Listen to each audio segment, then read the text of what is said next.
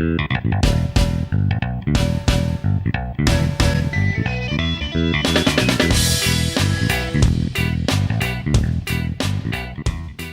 again everyone. Today I'm going to go over a general oil change and service on an L512S Daihatsu Mira or Cuore. We'll start with the fuel filter, which is in the back corner of the engine bay. It's held on with a spring clip, and aside from disconnecting the two fuel hoses which go in and out of it, it'll just pull out by hand. However, it's a little bit easier to get access to work on if you unclip the diagnostic port from this little bracket to give you more room.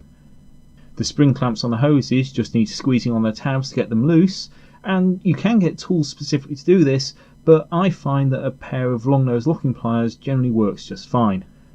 All you need to do then is pull off the pipes, but they've probably been on there a while, so you might need to either just work them off a bit with a screwdriver or something, or if you've got a pair of these pliers, they work really well for getting hoses off. Make sure the hoses are in decent condition and not dried out and cracking, in which case you should replace them, and then just swap them onto the new filter. It can be a good habit to write the date you changed the filter on the new one, although it is a little hard to read with this one having a black surface.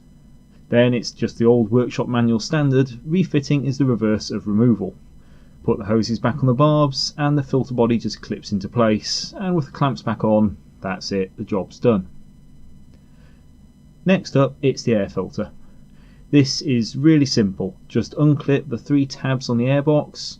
You can then lift the airbox top up to reveal the filter, and it just pulls out. And same again, drop the new one back in and close it up.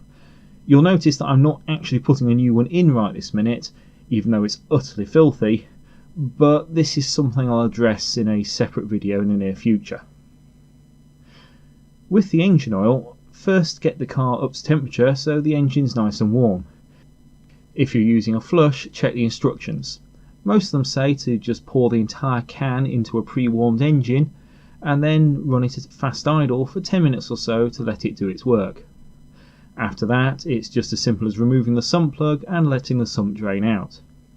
You'll remember that when I was dealing with the sludge in the engine in the first place, I said I'd be carrying out another change once I'd run the engine for a bit to allow the fresh oil and filter I'd used to help get out any remaining dirt.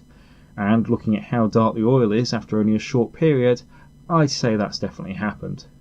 There doesn't appear to be any evidence of sludge now though, so I'm going to say that the filter and the detergents in that fresh oil have done their job. As usual, the old oil is stored ready to be taken for recycling. The oil filter, as I've mentioned before, can be accessed through a small hole hidden behind the front number plate mounting area. It isn't that easy to get hold of with the location and having the hot exhaust right next to it, so you may be better off getting one of these sockets that fit on the back of the filter, and they make it much easier to get out. The new filter gets a light smear of oil on the seal just to help it seat nicely, and then you just screw that back in hand tight. Refill the sump with oil and you're about sorted. Nominally it should take about 2.7 litres, accounting for the filter as well. So what I did was I put in about 2.5 litres, and then once I'd run the engine I rechecked the level and topped it up as required. The last thing I'm going to do is change the spark plugs. As with the fuel filter, this isn't a job that needs doing every service, but on this car it's definitely long overdue. Now, there are some different requirements for spark plugs depending on exactly which variant you have, but theoretically the correct one for my turbocharged car are some heat range 9 NGK plugs, which is what I've got here. However, for the time being I'm going to use a set of these heat range 6 plugs while I'm just getting the car sorted out and getting it back on the road, seeing as I had them on hand, and the correct ones cost about £30 a set. It won't make any significant difference while the car's not really being driven at all, and if any issues crop up with contamination of the plugs and so on, I'd rather it happen with the cheap ones. To make access easier, I remove the intercooler first. This is very simply done, just a couple of bolts for the mounts and the hoses pull off either end. Plus there's another small hose underneath that needs to be removed so you can actually get it out. The plastic cover on top of the cylinder head comes off with 3 screws. For For some reason there are two crosshead screws, which I think may be a JIS type head, although a Phillips screwdriver is what I had to hand and that worked, plus one 5mm Allen head. I'm not sure if it's meant to be like that, but it's not really an issue. Underneath the cover you can see the car uses a coil on plug style ignition, though there are two coils running two plugs each, rather than a single coil for each plug. Because the plug holes go straight into the cylinders, you don't really want anything falling into them, so it's a good idea to give the area a quick brush off or blow down before you proceed.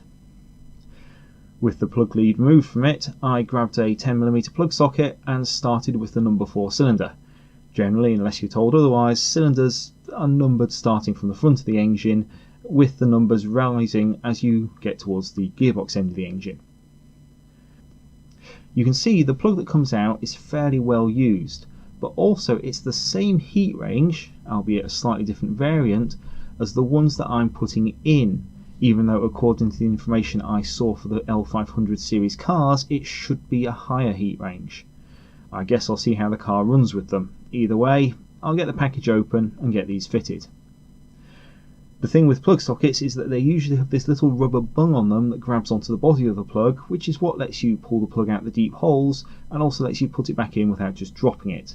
Now, it's always worth making sure it doesn't grip so tight that the bung comes out the socket and is left on the plug in the engine, which is seriously irritating.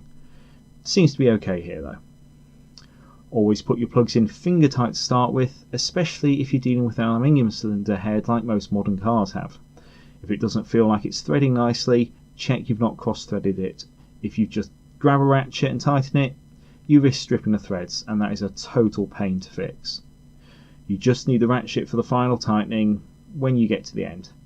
Technically you should use a torque wrench for this as per the manual specs, but I'm okay with bending the rules a little based on experience.